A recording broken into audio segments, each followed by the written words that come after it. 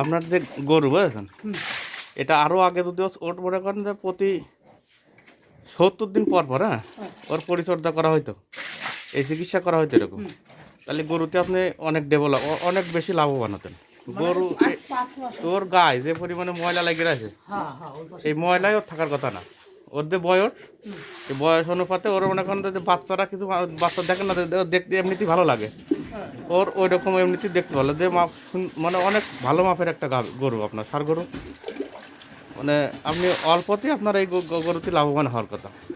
ওর শুধু মানে দানাদার জাতীয় খাবার,